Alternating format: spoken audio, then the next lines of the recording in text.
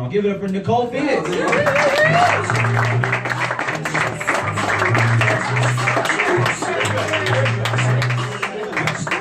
Yes, absolutely. Hi, everybody. How we doing? Awesome. Let me just get myself situated. I love that you don't know what race I am until I walk in the door.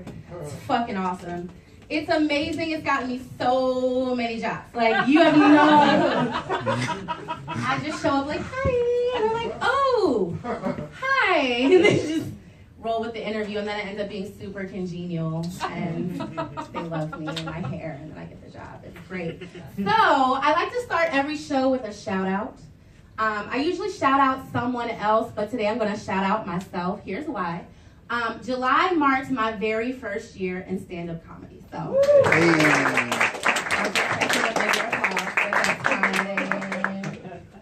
I'm super stoked. It's been a year, and I've actually been booked. I've actually been paid to tell jokes, which is fucking crazy. I'm really psyched about that. Even more exciting than that is that my mom fully supports me, like 1,000%. And this is mainly comics in the room, so you know how big of a deal that is. One thing, though, about our relationship is it's super complicated. Like, she supports me here, but behind the scenes, it's a different story. I'll tell you a short story to illustrate exactly what I mean. I went over her house to catch up on episodes of Love and Hip Hop because she has cable. You thought I was spending time with her? No, I just go over there for the benefits. So I'm on the couch and I'm watching TV, and this happens nearly every single time I'm there. She'll get a phone call from one of her good girlfriends. This time it's Pearl. Pearl lives on the West Coast. They talk every day, but I'm not sure what about. Like, legit, I hear them talking and I don't know what the fuck they're talking about.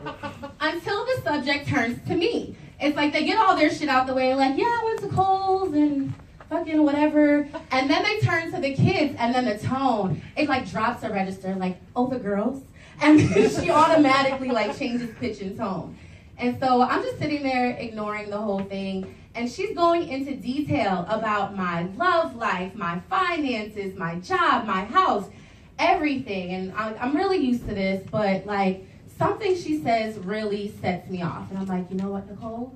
This is the day you're gonna advocate for yourself. You're 31 fucking years old, and you're gonna have this conversation about privacy.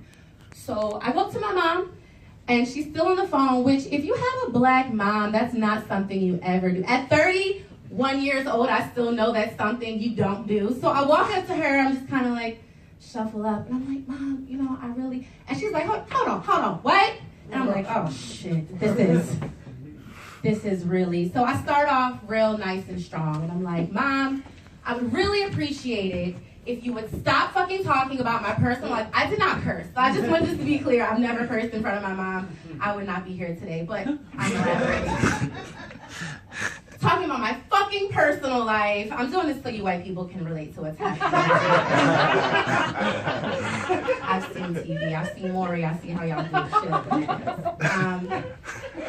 And I would really appreciate it if you would stop it. Now, I'm going to get the chicken you said I can have, and I'm also going to collect that dozen eggs. I'm going to get a bottle of water. Actually, I'm going to get a case of water. I'm going to sit outside, and when you're good and ready, if you wouldn't mind giving me a ride home, I'd really appreciate it. I feel like that's the millennial struggle. Like, I think about my parents and, like, how far in life they were at my age, and it's unbelievable. I had a friend, oh, I know what my transition was. Speaking of moms, anybody had a pregnancy scare? That didn't go over. I did, a while ago, a long time, well, it happens. In the course of conversation with my girlfriends, I tell her, like, yeah, you know, I had a little pregnancy scare. And she's like, oh my God, I wish you would have told me. Like, I would have been there for you. I'm like, bitch, for what? I'm 30. I'm a grown adult person. What was the game plan? You were going to come over to my house with Chinese. We were going to watch an episode of Babysitter's Club. It takes 2.5 minutes to get the result. And she got very emotional. She's like, I'm just trying to be a good friend. I was like, I appreciate that, but like, I got bills to pay. I have 3 to 5 loads of laundry that will not do themselves, so thank you for being a friend. No, I'm just kidding. Guys, thank you so much. My name is Nicole Phoenix.